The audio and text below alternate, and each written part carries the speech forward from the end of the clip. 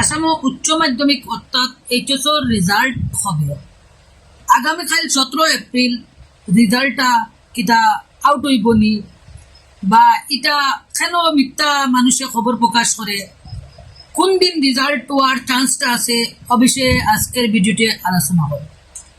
প্রথমত যারা ফেসবুক ও ওয়েবসাইটও বিভিন্ন ওয়েবসাইটও যারা লেখিয়া ছাড়িতরা, এটা বিলকুল মিথ্যা ফেক নিউজ। 17 এপ্রিল হায়ার সেকেন্ডারির কোনো রেজাল্ট আউট হওয়ার খবর এখনো পর্যন্ত, আজকে 16 এপ্রিল রাত 7:42 বাজে, এখনো পর্যন্ত না এডুকেশন মিনিস্টারে কোনো নোটিফিকেশন জারি করছেন বা কোনো টুইট বা সোশ্যাল মিডিয়াত কোনো পোস্ট নাই, সিএমরও কোনো পোস্ট নাই।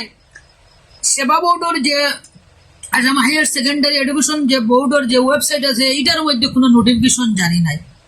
তাই এটা একটা ফেক নিউজ, মিথ্যা মানুষে জানি না কেউ তার লাইক কমেন্টর লাগি বা ভিউজর লাগি তারা এটা ভিডিও বানাননি বা পোস্ট করেননি, কিন্তু এরকম নিউজটা বিলকুল মিথ্যা ফেক নিউজ। হ্যাঁ, রেজাল্টটা কবে হইতে পারে, এই রেজাল্টটা প্রবল সম্ভাবনা ও মাসের লাস্ট উইকে হওয়ার প্রবল সম্ভাবনা আছে। লাস্ট উইকে হওয়ার প্রবল সম্ভাবনা 20 তারিখ পরে। তবে এখনো পর্যন্ত কোনো ডেট ফিক্সড হয়েছে না যে কালকে হইব বা পরশু হইব বলিয়া।